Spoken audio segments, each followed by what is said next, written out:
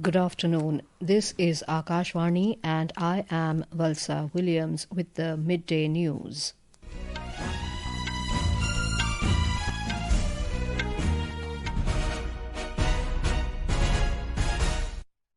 The headlines: 42 Indian Umra pilgrims killed after bus carrying them collides with a diesel tanker on its way to Madinah in Saudi Arabia this morning. Indian Embassy in Riyadh and Consulate in Jeddah providing all possible assistance. Prime Minister Narendra Modi has expressed sadness at the accident. Army Chief Upendra Dwivedi warns Pakistan against any future misdeeds, says 88-hour Operation Sindoor was just a trailer. A Delhi court grants NIA 10-day custody of Red Fort blast accused Amir Rashid Ali. Bihar Chief Minister Nitish Kumar recommends to State Governor to dissolve State Cabinet. International Criminal Tribunal of Bangladesh to announce its verdict on crimes against humanity case against former Prime Minister Sheikh Hasina today. And Indian public sector oil companies sign a one-year deal to import liquefied petroleum gas from the United States. In Saudi Arabia, 42 Indian Umra pilgrims have been killed after a passenger bus carrying them from Mecca to Madinah collided with a diesel tanker early this morning. According to preliminary reports, the incident occurred around 1:30 a.m. Indian time at a location identified as Mufrihat. The group was returning from Mecca after completing their rituals and was en route to Madinah at the time of the accident. We bring you more from our West Asia correspondent Vinod Kumar.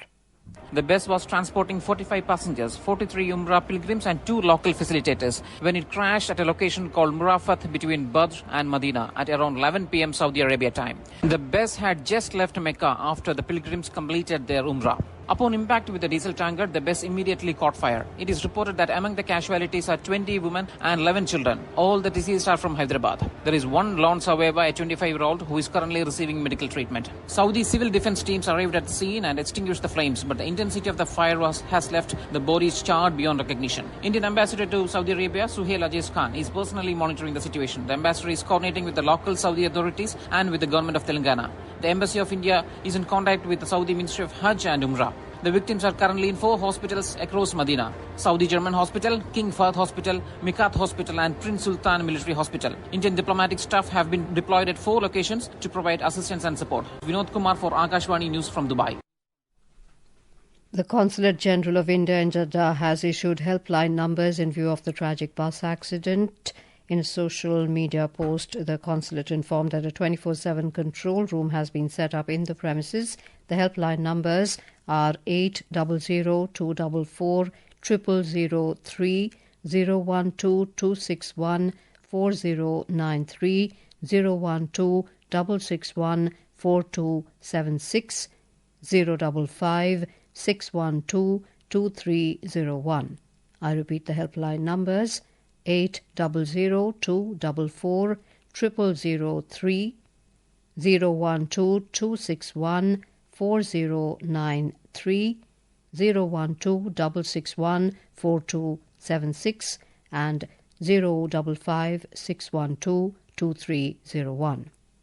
Vice President C.P. Radhakrishnan and Prime Minister Narendra Modi have expressed sadness at the loss of lives, including Indian nationals, in the Madinah accident. In a social media post, Mr. Radhakrishnan said his thoughts are with the affected families during this difficult time and prayed for the speedy recovery of the injured.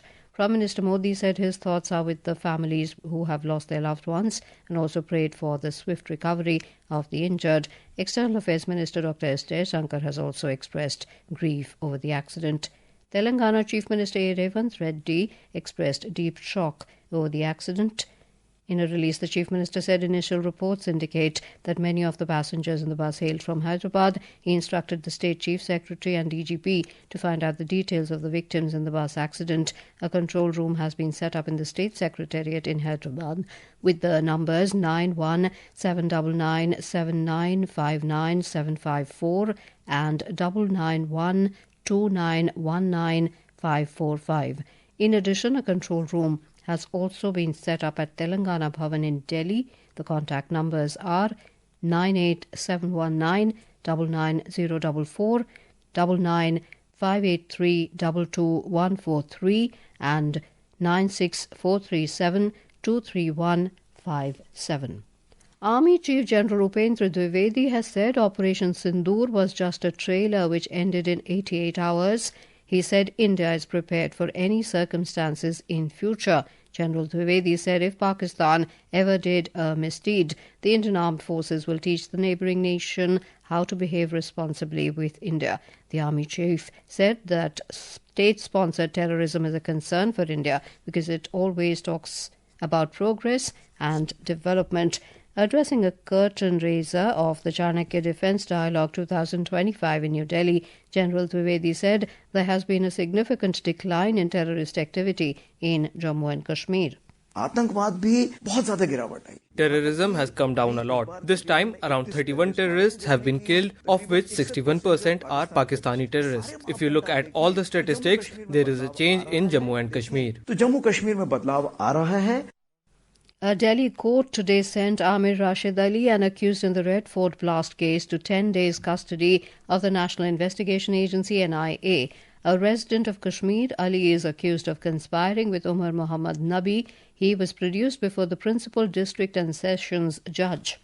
The court granted the NIA's request for his custodial interrogation. The NIA arrested Ali yesterday, in whose name the car used in the attack was registered. He was apprehended in Delhi during an extensive search operation.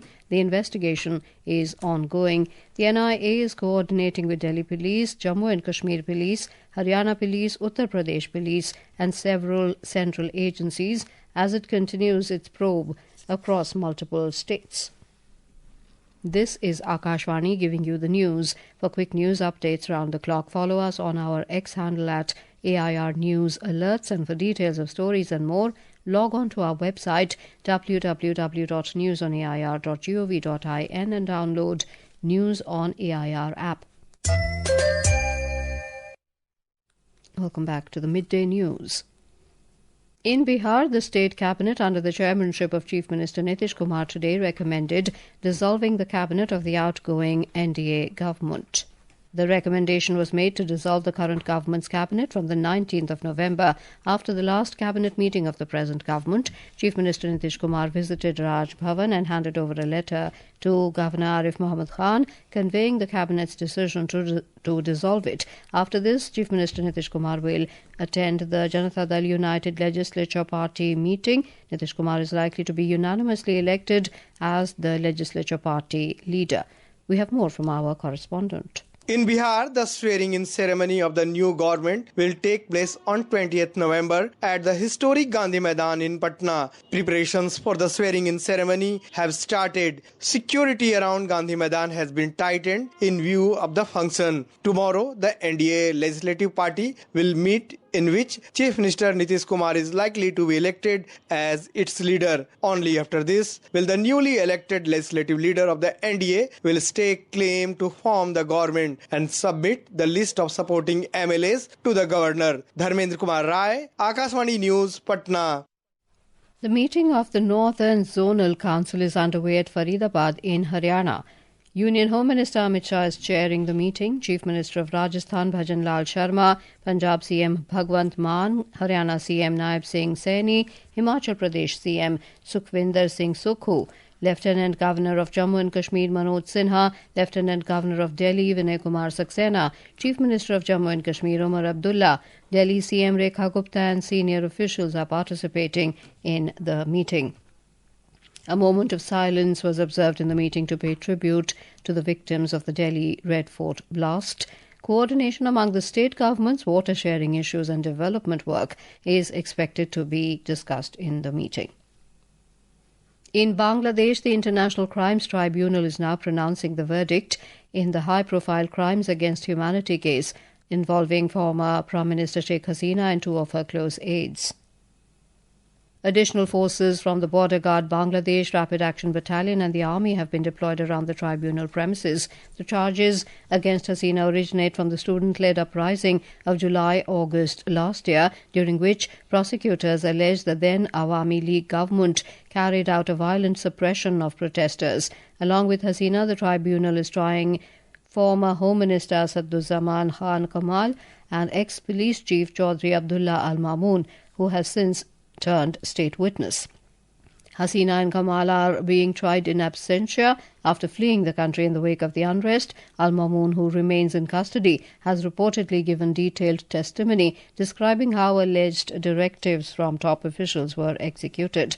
Security agencies have intensified patrols not only in Dhaka but also in Gopalganj, Madaripur and Faridpur, anticipating political gatherings or unrest following the verdict. Analysts say the upcoming verdict could have significant political repercussions, arriving just months ahead of the scheduled national elections. Indian public sector oil companies have signed a one-year deal to import liquefied petroleum gas (LPG) from the United States. In a social media post, Petroleum and Natural Gas Minister Hardeep Singh Puri said the companies will import around 2.2 million tons per annum of LPG, which will be sourced from the US Gulf Coast. He said the government has been diversifying its LPG sourcing to provide secure, affordable supplies of LPG to the citizens. Mr. Puri informed that a team of officials from Indian Oil Corporation, Bharat Petroleum Corporation Limited and Hindustan Petroleum Corporation Limited had visited the US and engaged in discussions with major US producers over the last few months. The minister underscored that under the leadership of Prime Minister Narendra Modi, Indian PSU oil companies have been providing LPG at the lowest global prices to people in the country. Ministry of Electronics and Information Technology today announced the second tranche of Electronic Component Manufacturing Scheme (ECMS) in New Delhi today. Under the second tranche, 17 applications have been approved with an outlay of over 7,000 crore rupees. On the occasion, Electronics and Information Technology Minister Ashwini Vaishnav handed over the approval letter to the representatives of the companies. Briefing the media, Mr. Vaishnav said these projects will generate production of worth 60,000 crore rupees and over 11,000 jobs. The India Meteorological Department IMD has forecast cold wave conditions over Chhattisgarh, Madhya Maharashtra, Madhya Pradesh, Jharkhand, Rajasthan and Vidarbha today. Heavy to very heavy rainfall at isolated places over Tamil Nadu, Puducherry and Karaikal is also predicted for today. Similar conditions are expected over Andhra Pradesh, Kerala and Mahe during the next 2 to 3 days. Meanwhile, the air quality in Delhi NCR continues to be in a very poor category, with air quality index AQI of 349 recorded at 1 p.m. today. In view of the poor air quality, the Commission for Air Quality Management has imposed Stage 3 of the Graded Response Action Plan in the national capital and adjoining areas. Benchmark domestic equity indices, the Sensex and the Nifty, were trading over 0.3% up in afternoon trade today. The Sensex rose 308 points to 84,871, while the Nifty added 85 points to 25,995 when reports last came in. Most sectoral indices were trading with gains, with banking, auto and media leading the charge. The Indian Navy has unveiled the crest of Mahe, the first ship of the indigenously designed and built Mahe-class anti-submarine warfare shallow water craft. The Ministry of Defence informed that the crest is inspired from the cultural and martial legacy of Kerala, depicting a flexible sword named Urumi, which is associated with Kalaripayattu and is a symbol of Kerala's martial heritage. And now, before we end the bulletin, the headlines once again. 42 Indian Umra pilgrims killed after bus carrying them collides with a diesel tanker on its way to Madinah in Saudi Arabia this morning. Indian Embassy in Riyadh and Consulate in Jeddah providing all possible assistance. Prime Minister Narendra Modi has expressed sadness at the accident. Army Chief Upendra Dwivedi warns Pakistan against any future misdeeds, says 88-hour Operation Sindoor was just a trailer. A Delhi court grants NIA 10-day custody of Red Fort blast accused Amir Rashid Ali. Bihar Chief Minister Nitish Kumar recommends to State Governor to dissolve State Cabinet. International Criminal Tribunal of Bangladesh to announce its verdict in Crimes Against Humanity case against former Prime Minister Sheikh Hasina today. And with that, we end the midday news.